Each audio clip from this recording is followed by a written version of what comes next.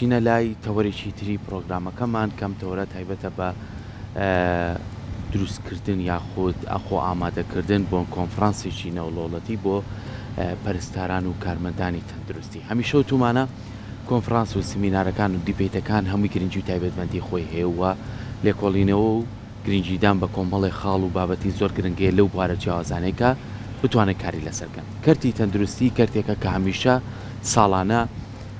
لە هەموو جیهانە کاری لەسەر ئەکرێت و ئەبدێتی تازەی هەیە و ئەتوانێت کۆمەڵێک بیر و بۆچوونی تازە و کۆمەڵی زانیاری نوێ بخرێتە ڕوو. ئێمەش بە خۆشحاڵیەوە لە شاری سلێمانی ئەم کۆنفرانسە لە پێناو ئەوەیە کە زیاتر خزمەت بە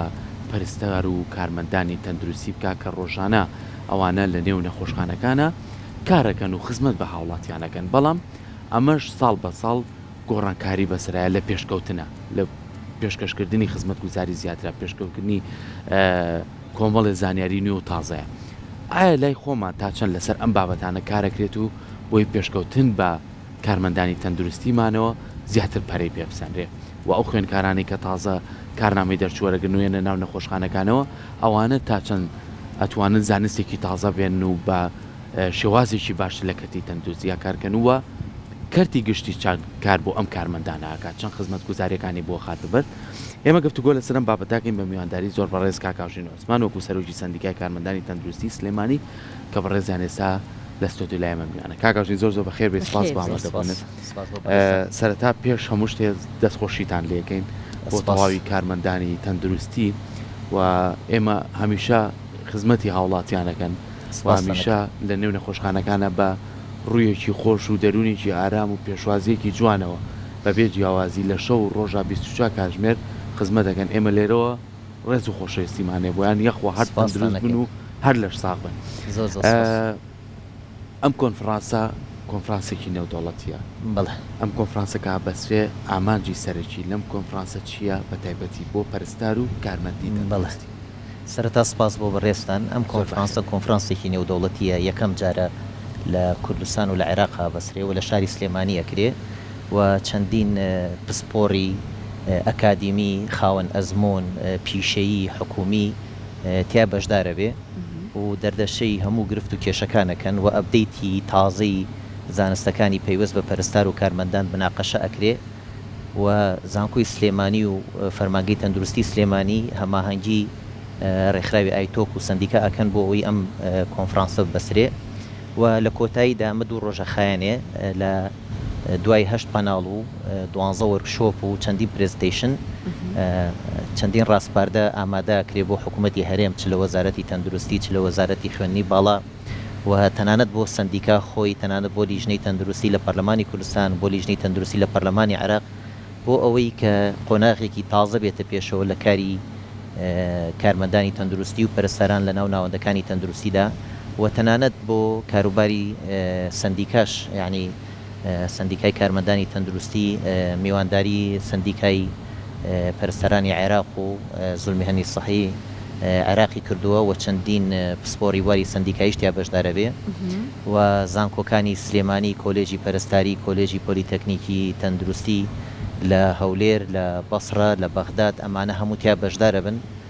و بەرپرسانی حکومی لە وەزارەتی تەندروستی لە فەرمانگە تەندروستیەکان تیا بەشدارە بن و میوانانێکی زۆر لە دەروەی وڵات لە وڵاتانی دراوسێ لە ئەوروپا لە ئەمریکا بەشدارە بن بۆی بتوانین پێکەوە گفتوگۆ بکەین و وا بکەین کە ڕاستپاردەیەکی نوێ و ڕاستپاردەیەکی گونجاو بۆ ئەوی لەمەولا کاروبارەکانی کارمەندان و پەرستەران بە شێوەیەکی دروست بەڕێوە بچێ. دەستان خۆش بێ. کاتەکەی کەیە؟ لە 12:13 واتە لە هەینی داهاتوو لە شاری سلێمانی لە گران ملیۆم ئەم دیدارە نێودەوڵەتی بەڕێوەچی بە هەمان شەکەوتە دوو ڕۆژەکەواتە. جا ئێستا کاکاوژین ئەو کەسانەی کە بەشدار ئەبن خۆی کۆنفرانسەکە نێودەوڵەتیە بەڵام بەشدار بوون واتە کەسانێکە قسەکەرن زانیاریەکان باس ئەکەن ئەمان ئایا ناوخۆیین یان لە دەرەوە ئەوان بەشدارە بن؟ هەموو کەسێک ئەتوانێت بەشدار بێ ئەوانەی لە بوارە تەندروستیەکانە کارەکات پەرستار بێت ئامادەبووان نا کەسانەکە گوێ ئەگرن کەسانێکە زانیاریەکان پێشکەشەکەن ئەوانی کە زانیاریەکان پێشکەشەکەن وەکو پێم وتی چەندین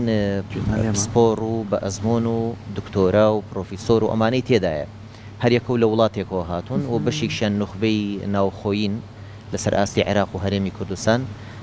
ئەمانە ئەوانن کە 12 وەرکشۆپە بن بڕێوە بۆ نمونە ئێستا ڕێکخراوی دڵی ئەمریکی تێدایە کە ڕێکخراوی باوەڕپێکراوە لە نەخۆشخانەی فاروخە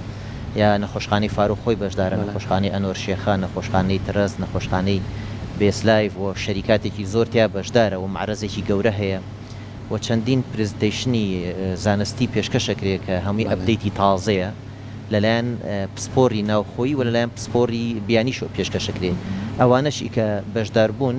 ئەو کەسانن کە پەرستارن یا کارمەندی تەندروستن یا هەر لە بواری تەندروستیە کارەکەن یا خوێندکاری بوارە تەندروستیەکانن چ ناوخۆ چ لەسەر ئاستی عێراق چ لەسەر ئاستی ناوچەکە هەمویان ئەتوانن بەشدار بن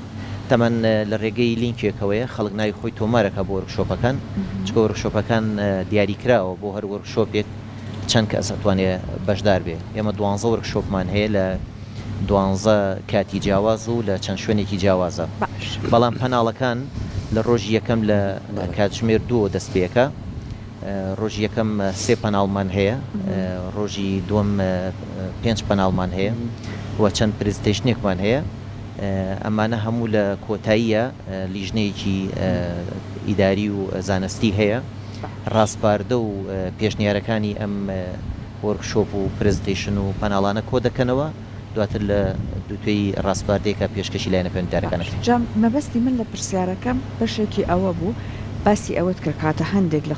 بە خۆشحاڵیەوە لەو کەسانی زانیاریەکان پێشکەش ئەەکەن هەر لە ناو خۆن و تا تایبەتە بە هەرێمی کوردستان ئەگەر بە ڕێزت باسی ئەوە بکە ئێمە ئەبینین بەداخەوە لە بواری پزیشکی ئێمە کێشەمان هەیە بەشێکی زۆر شەرگەڵتەوە بە بودجەکە تا چەند ئەو بابەتانی کە ئەگەر تاکو ئێستا بە ڕێزت زانیاریت لەسەری هەیە بابەتگەلێکن کە با بڵێن ئەتوانێت خشتێک بخاتە سەر خشتی ئەم دیوارە لە بواری پزیشکی ئێمەیە واتە تا چەند بابەتێکی نوێی سەردەمیانەیە کە نەک تەنیا لە هەرێم بەڵکولانەیە لە ئاستی وڵاتانی تریشە بکرێت کێشەکانی پێچارە سەر بکرێت بابەتەکان دوو بەشن بەشیشیان ئەو بابەتە زانستیانن کە ئەبدەیتن کە ئێستا لە دنیای پێشکەوتوودا کاری پێئەکرێ و ئێمە تا ڕادێک لێ بێ بەشین ئەمانە لە وەرکشۆپەکانە باسەکرێ و دەردەشاکرێ و واکەین کە ئێمەش سوودێکی زۆری لێ بینین لەو کەسانی کە پێشکەشێکن و خەڵکانی بازمونن بەشێکی پێیوەستە بەو گرفت و کێشوانەی کە هەیە لە هەرێمی کوردستان و عێراق و ناوچەکە بە نمونە یەکێ لە پانێڵەکان تایبەتە بە کاری پیشەیی و کاری سندیکاکان کە تا چەند سندیکاکان لە چاوەڕوانی خەڵکدان تا چەند بەراورد بە سندیکاکانی عێراق بەراورد بە سندیکاکانی ناوچەکە بەراورد بە دنیا خەڵکانی پسپۆر لەم مەجالە گفتوگۆکەن کە ئەمەش ڕنگدانەوێ بێ بە کاری داهاتوی سندیکایی بابەتێکیان پێویستە بێ بە کاری کەرتی تایبەت و کەرتی گشتی ئێستا لە هەرێمی کوردستان و تا ڕادێکش لە عێراقیش تێکەڵیەک هەیە لە بینی کەرتی تایبەت و کەرتی گشتی و پێویستی بە جیاکردنەوە هەیە و ئەزمموی وڵاتان ئەم بابەتە گیان ئەوانەی لە کەرتی تایبەت ئیشەکەن لە کەرتی گشتی ئیش ناکەن حکوومەت تەوازنێکی ڕاگرتووە لە بینی موچە و ئیمتیازاتیان و لە بینی دەوامیان و لە بینی خانەنشین بوونیان بەڵام ئێسەوای کردووە لێرە لە هەرێمی کوردستان تێکەڵیەک هەیە لە کەرتی تایبەت و کەرتی گشتی خەڵکانێک هەم لە کەرتی گشتی کارەکەن هەم لە کەرتی تایبەتیش کارەکەن هەم لە کەرتی خوێنی باڵاش کارەکەن و چەندین خەڵکیش بێ ئیش و بێکارە بۆیە ئێمە یەکێک لەو بابەتانە کە لە پانێڵێکە خەڵکانی بە ئەزمون خەڵکانی پسپۆر و خەڵکانی خوێندنی باڵا و تەندروستی و خەڵکانی کە لە کەرتی تایبەتی شەکەن گفتوگۆی لەسەرەکرێ بۆی بتوانین ئێمە چۆنچۆنی خۆمان بگونجێنین یەکێک لەو بابەتانی کە پانێڵێکی سەرەکیە پەیوەندە نێودەوڵەتیەکان ئێمە تا ڕادەیەک لە پەیوەندە نێودەوڵەتیەکان دابڕاوین و زۆر ئاگامان لە هەندێک لەو شوێنانە نییە کە چۆن کاروبارەکانیانە بن بەڕێوە بۆیە ئەوانەمان هەمووی بانگێش کردووە خەڵکانی بیانیە و خەڵکانی ئەمریکی و ئەوروپیەوانەمان بانگێش کردووە لەسەر ئەزمموی خۆیان لەسەر ئەزمموی وڵاتانە گفتوگۆ دەکەین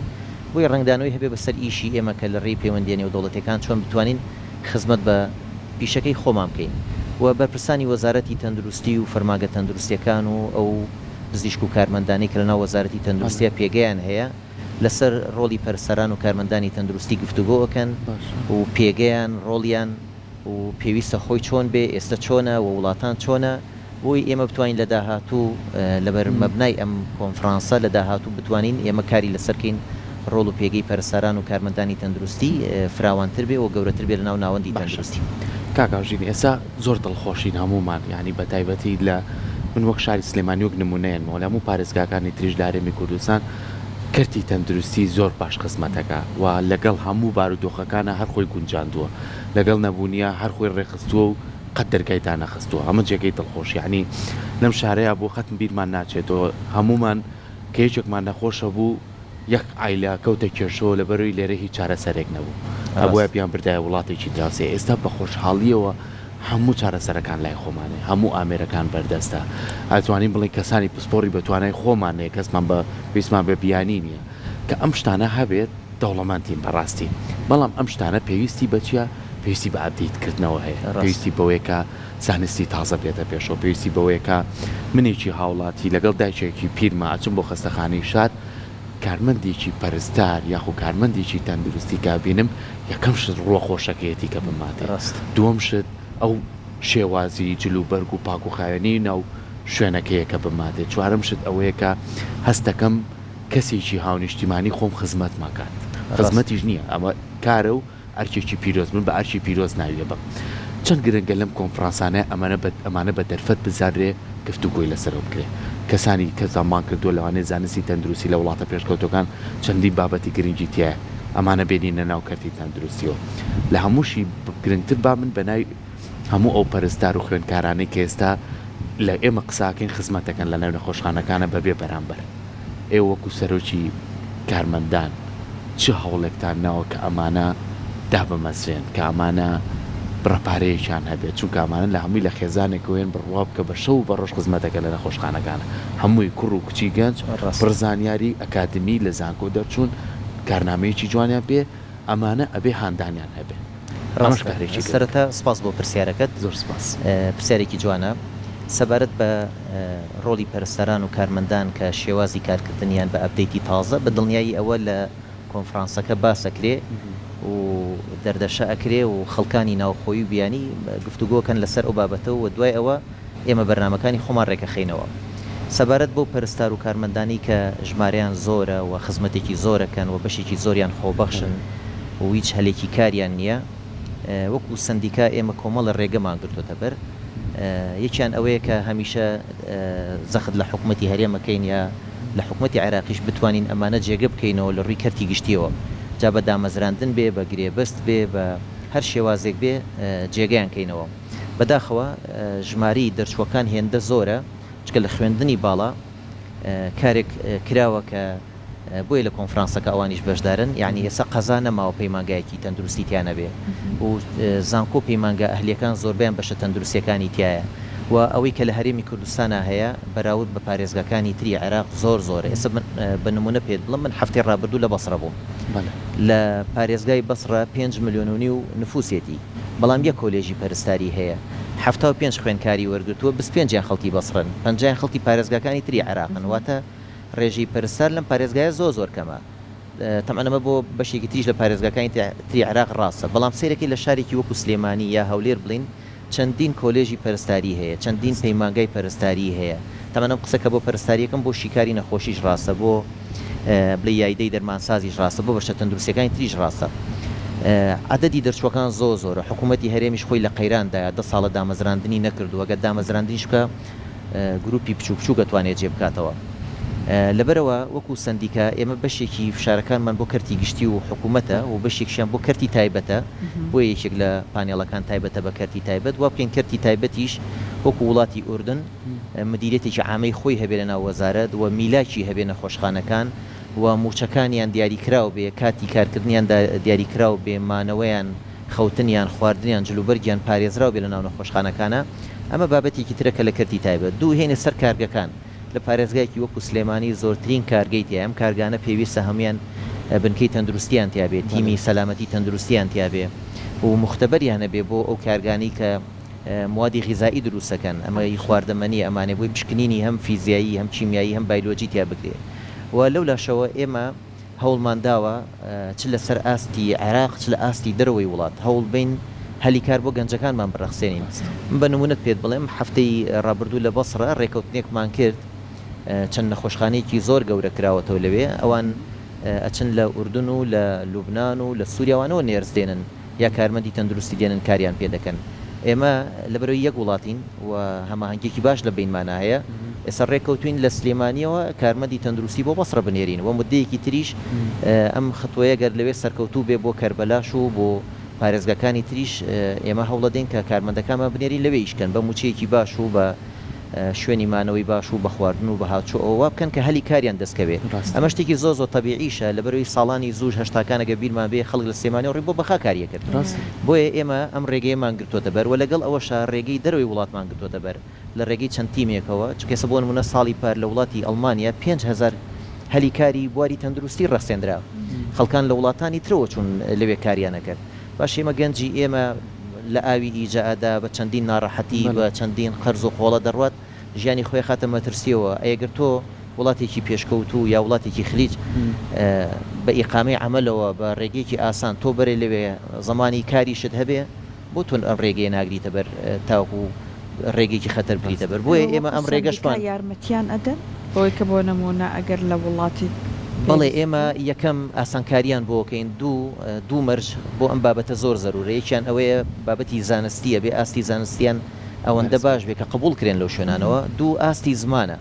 بۆیە من هەل لە ڕێگەی بەرنمەکەی بەڕێستانەوە هانی گەنجەکانی خۆمانە دەم هانی پەرستار و کارمەندی تەندروستەکانە دەم کە هەل لێسەوە ئاستی زانستیان بەرزکەنەوە هەل لە ئێستەوە ئاستی زمانەوانیان بەرزکەنەوە چکە بەڕاستی ئەم ژمارە زۆری کە هەیە هەموو چاوەڕێ ئەوکەن کە حکومت دایان مەزێنێ حکومت ناتوانێت لە شارێکی وەکو سلێمانی 20,000 بەتاڵەمان هەیە لە بواری تەندروستیە حکومت واتوانی 500 کەس 1000 کەس دابمەزرێنێ و بە دڵنیایی کە بەم نزیکانە بەرنامی واشی نیێوانە دابمەزرێنێ بۆیە بێ ئەم گەنجانە بی لەو بکەنەوە توانەکانی خۆیان بەرزکەنەوە بۆی لە شوێنانی تر و لە منتیقەکانی تر فرسەتی کارکردنیان هەبێ بۆیە ئێمە وەکو سندیکا لەم ڕێگانشمان داوە کە بتوانین هەلیکار بۆ گەنجەکانی خۆمان دۆزینەوە زۆر باشە کاکەوش زۆر جاڕڵین ئێمە ئێستا چەندی نەخۆشخانەی تایبەت بێچکە لە نەخۆشخانە گشتیەکانی حکومی کراونەتەوە لە نێو شارەکانە ئەم نەخۆشخانانەش بێگومان ئەزانین کە چارەسەرتیایە بڕەپارێکی زۆری تێچێ بەس وەڵڵاهی من لێرەوە ئێڵێ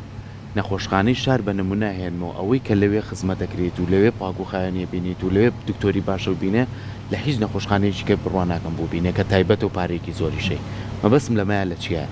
کە ئێمە ئاوە نەخۆشخانەکانمان لە هەر بارودۆخێکا بێ کارمەند مەعاشی نەبێ پزیشکە بەڕێزەکان زەختێکی زۆریان لەسرە ئەزانی بەردەوام خەرباڵغی پێوە دیارە چەند گرنگە ئێمەش وەکو هاوڵاتی هەماهەنگ بی لەگەڵەوانە یعنی هاوکاری ئەوان بی بڕوا بکە لە پرزگەکەی بەردەمیەوە هاوکاری دەست پێکە هەتاگاتە ئەو ژوورێکە نەخۆشەکەی هەتا نەشتەرگەرێکەش ئەمانشتی سادەن بەشتی ڕۆژانن کە ئێستا من تۆ گفتوگۆکەین ئەوانێ بەردەمی خستانی شار ئاوا بێ قەرەباڵە بەڵام ئەو بووە نەیاڵێت تۆ بچیتە ژوورۆ لە بەرەوەی کە نەخۆشەکەت سەلامەت بێ لە بەرەوەی قەرەباڵغی پێوە دیارە بێ ئێمە چەند گرنگە کە ئەڵین کارمەند خزمەتکە پەرستار خزمەتکە ئەو کارمەند و پەرستارە کچ و کوڕی خێزانی خۆمان ئەی ئێمە چۆن هەماهنگ بین لەگەڵەوانە ڕاستە تەمەن نەخۆشخانەکانی سلێمانی و هەرێمی کوردستان بەگشتی بەس بە تایبەت بە سلێمانی لە ئاستێکی پێشکەوتودان و لەسەر ئاستی عێراق لە ئەگەر یەکەم نەبن دووە من و خزمەتێکی زۆر بەرچاو پێشکەشەکەن بۆیە گرنگە هاوڵاتیان بەمە بزانن و هەمیشە بەڕێوەبردنی تەندروستی تەبیعەتێکی هەیە بەڕێوەبردنێکی قورسە تۆ نەخۆشخانە دایمە کولفەیەکی زۆری ئەوێ و پێداویستی زۆری ئەوێ سیانەیەکی زۆری ئەوێ قورسە بەڕێوەبردنەکەی وەکو بەڕێوەبردنی دایری تاپۆنیە و هەمیشە مراجعەکانیشت نەخۆشن لێ قەوماون هەمیشە چاوەڕوانی زیاترت لێەکەن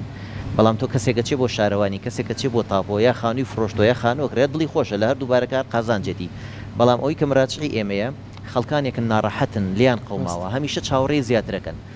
ڕاستە ئێمە کەم و کورتیمان زۆرە و کەم و کورتیەکانی ژەنێکی بەدەست خۆمان نییە لە ناو نەخۆشخانەکانە بەشێکی پەیوەندی بە کەمی بودجەوەیە باوەڕکە ئەو بودجەی بۆ تەندروستی سلێمانی دابینەکرێ بودجەی یەک نەخۆشخانەی لە ئەردن ئەو بودجەی بۆ تەندروستی سلێمانی دابینەکرێ بودجەی یەک نەخۆشخانەیە لە بەسڕە یا لە یەکێ لە پارێزگەکانی خوارەوە ئێمە بە قەیرانێکی زۆر قورس تەندروستی تێپەڕێنین و ئەم ساڵ کە ئێستا لە مانگی نۆداین 27 ملیار تەرخان کراوە بۆ تەندروستی سلێمانی تا ئێستا 5 ملیاری بۆ دابین کراوە واتە چەندێکی نوقسانە لەو پارەیە بۆیە دەبینی کەم و کورتی لە دەرمان ڕۆدا کەم و کورتی لە ئامیر ڕۆدا کەم و کورتی لە پێداویستی پزیشکی ڕۆدا و لەو لاشۆ 10 ساڵە تاعیناتت بۆ نەکراوە و سەرچاوە مرۆیەکانت تەمەنیان هەڵکشاوە زۆربیان نەخۆشن فەقەراتێتی نەخۆشی درێژخایەنێتی نەخۆشی شێرپەنجەیەتی نزیکەی 300 کەس لە تەندروستی سلێمانی دەوامەکە و شێرپەنجەیەتی ئەمە بەم سەرچاوە مرۆیە ئەم خزمەتەش پێشکەشەکەی لەسەر ئاستی عێراقیش یەکەمیت لەبەرەوە ئەمە جێگەی فەخر و شانازیە بۆیە مەفروزە بۆی کە ئەم کێشانە لە ڕێگ و ڕیشە چارەسەرکرێ پێویستە کەسانی کار بەدەستی حکوومەت ئەوانەی لە سەری سەرەوە قەراریان بەدەسە لە ئەنجومەنی وەزیران ئەوانەی لە سیاسەکان قەراریان بەدەسە خوێندنەوەیەکی جیاوازیان بۆ کەرتی تەندروستی هەبێ کەرتی تەندروستی بە بودجەی کەم و بەم بارودۆخی کە هەیە بەرەو پێش ناڕوە بگرە هەر لەسەر ئەو تاقۆینەی کە خۆی هەیە خۆی با بەڕێوە ئەمەش وەکو موسەکینێک وایە سەرباریەوە تەندروستی سلێمانی لە پێشە بەڵام ئەگەر بێت و ئەم بارودۆخە هەر ئاوا بەردەوام بێ دامەزراندنی بۆ نەکرێ بودجەی تایبەتی بۆ دابین نەکرێ لە ساڵی داهاتوو یا لە ساڵانی داهاتوو تەندروستی بە تایبەتی لە منتیقەکەی ئەمە ڕوبەڕووی کارەساتە بێتەوە تۆ من دایرێکی وەکو خۆپاراستنی سلێمانیت پێ بڵێم ئەکسەریت یاوانی لێ دەوامەکەن موالدیان 60ەکانە و یەک دوو ساڵی تر لە سا 6 هەفتایی ئەم دایرێ نامێنێ هەمیان خانشی نەبن تۆ کەسی بۆ دانامەزرێنی و شارەکەش تا دێت گەورە ئەبێ و تا دێت پرۆژەی سەکەنی زیاترە بێ پرۆژەی تیجاری زیاترە بێ کەەوە بوو خۆپاراستن و چاودێری تەندروستی لە ئاستی ئەم ژمارە زۆرەی دانیشتوانەکان نییە بۆیە زۆر زەرورە حکوومەتی هەرێم لە ڕووی دامەزراندنەوە لە ڕووی سەرچاوە مرۆیەکانەوە بایەخ بە کەرتی تەندروستی بدا و لە ڕووی ئامێری تازەوە ئێستا نەخۆشخانەیەکی وەکو شار یەکێکە لەو نەخۆشخانە جێگەی فەخر و شانازیە بەڵام تاوانیان چییە جیازی سیتیەکانی ئیش ناکە پارەیان یە چاکیکەنەوە یان نەخۆشخانەی هیوا جیازی ئێماڕایەکەی ئیش ناکە بودجەیە خێرخوازێکە بێ چاکی کاتەوە بۆیە حکوومەتی هەرێم مەفروزە دامێکی زیاتری سێکتەری تەندروستی کاتاوەکو ئەو ڕیزبەندی کە شاری کۆکو سلێمانی لە پێشی عێراقا سەرباری و دامەکەمەی بۆی لەم ڕیزبندیە نێتە خوارەوە بە دڵنیایی ئەگەر دام نەکری لەم ڕیزبندیێتە خوارەوە و تەوازن لە بینی کەرتی تایبەت و کەرتی گشتی نامێنێ و هاوڵاتیان ناچارە بن ڕوو لە کەرتی تایبەت کەن کەرتی تایبەتیش لە ئاستی ئەم گوزەرانی خەڵکانیە نخبەیە کە توانن بچنە کەرتی تایبەت خەڵکە موچەی نەبوو کاری نەبوو کەسابەتی نەبوو ناتوانێت بچێتە کەرتی تایبەت هەمومان نەزانی نەگەر یەکێک پێویستی بە قاوشێک یا بێدێکی چاودێری چڕ هەبێ هەموو شوێ ملیۆنێ بۆ 2 ملیۆن بدە ئێگەر کەسێک مانگێک بمێنێتەوە بێ خانی بۆ فرۆشێ ساری بۆ فرۆشێ بەڵام ئەگەر تۆ دامێکی کەمی کەرتی گشتی بکەیت ئەم کەسە پێویست بۆ ناکە بۆ نەخۆشێک ژیانی خێزانێک بچێتە مەترسیەوە زۆر دەستەکانە خۆش سپاس بۆ بەڕێستان زۆر سپاس ئەوەی کە ئەم کۆنفرانسا دەرفەتێکی باش بێ هەم لە ڕووی زانستی تەندروستی و کۆمەڵە زانیاری نوێ بێتە نێو کەرتی تەندروستی و هەم کۆمەڵی کێشە و گرفت و خاڵی سەرەکی هەیە بتوان لە ڕێگەی کەسە پسپۆڕ و میوانەکان و گفتوگۆی لەسەر کرێ تاوەکو ئەو ئاستەی کە هەمانە لە عێراقا نەهێنی نەخوارەوە بەڵکو بەرەو سەرەوەی بەرین و ئێوەش هەر لە شتان ساغ بێ و دەستان خۆش بێ و بە تەواوی کارمەندانی تەندروستیەوە سوپاس بۆ ئەو هێزە جوانە مرۆیی کە پێشکەشی هەموو هاوڵاتانیەکەن بەبێر لە خۆشمان کە کوردین پێشکەشی ئەو کەسانەشیەکەن کە لە خواروی عێراقەواتون ئەو قەڵێرەی کە هاوڵاتیەکی شاری سلێمانی لەسەری کەوتووە هاوڵاتیەکی خواروی عێراقیش هەمان قەڵێرەیە ئەو جیاوازیە ناکرێ بۆیە لەبەرەوە هەر لە شتان ساغ بێ و دەستان خۆش بێ و کەم و کوڕەکانیشتان هیواداری چارەسەر بکرێت. ئینشەڵڵا خۆش سپاس.